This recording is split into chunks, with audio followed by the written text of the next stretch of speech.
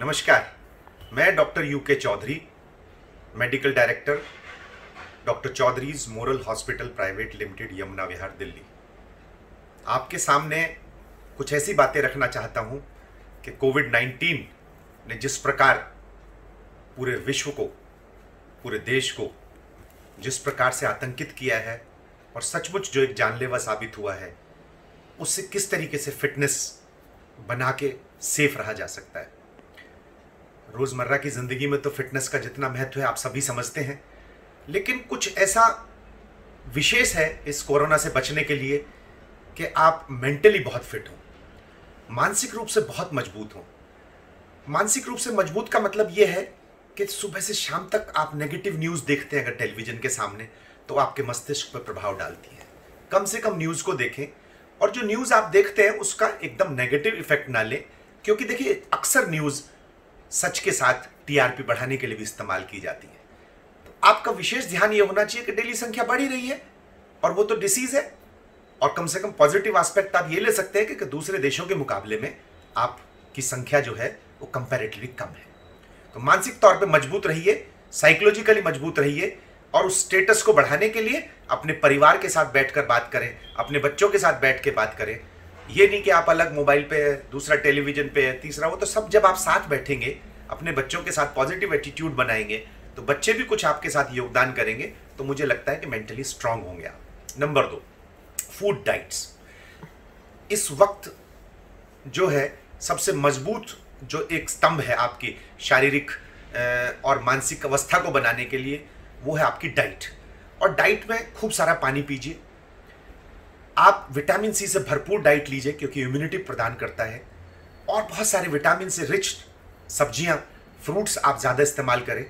Of course उनको धो के और बड़े अच्छे से जब आप बाहर से लाते हैं तो उनको कम से कम 12 घंटे रख के और उसके बाद इस्तेमाल करें। सफाई की पूरी व्यवस्था आपके पास होगी, तब आप उसको स्टरलाइज करेंगे तो उससे आपका कोरोना का खतरा भी खत्म होगा।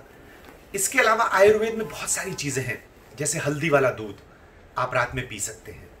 हल्दी वर्षों से हमारे यहाँ हीलिंग को ठीक करने के लिए की जाती है। आपको पता है कि इन्फेक्शन मुंह के रास्ते, नाक के रास्ते जाके आपके लंग्स को प्रभावित करता है, फेफड़ों को, और उनकी हीलिंग कैपेसिटी खत्म करता है, और जो अंदर इन्फेक्शन होता है उसको हील करने में हमारी हल्दी बहुत, कर्क्यूमिन के बारे में आपको पता ही होगा कि बहुत सारी अब टैबलेट्स फॉर्म में भी वो आ रही है। उसके अलावा बहुत सारी गिलोय और इस प्रकार के काढ़ा जिसे बताते हैं, 4 5 6 चीजें मिला के आयुर्वेद में है, वो आप अच्छे से इस्तेमाल कीजिए, क्योंकि उनकी जो स्टडी है वो बहुत वर्षों से आयुर्वेद ने की है, और डेफिनेटली अगर 1% वो कोई फायदा नहीं करती है तो नुकसान बिल्कुल नहीं करने वाली है। तीसरा आता है आपका एक्सरसाइज, मेडिटेशन, योगा।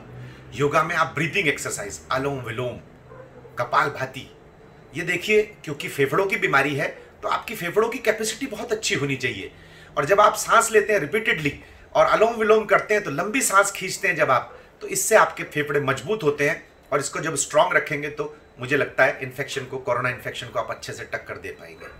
योगा के अलावा मेडिटेशन कर सकते हैं। मेडिटेशन रिलैक्सेशन देता है और आपको आंतरिक रूप से मजबूत करता है।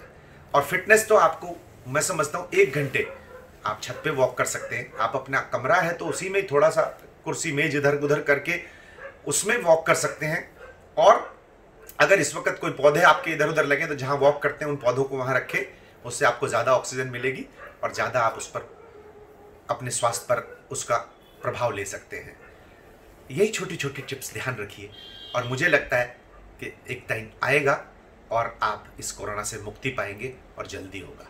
और मुझे लगता है अगर आपने इन टिप्स को ध्यान में रखा तो अगर कोरोना आ भी गया तो आप उसके साथ मजबूती से लड़ेंगे, और इरादे अगर अंदर से मजबूत होंगे तो मुझे लगता है कि कोरोना भी कम प्रभाव डाल पाएगा आप पे।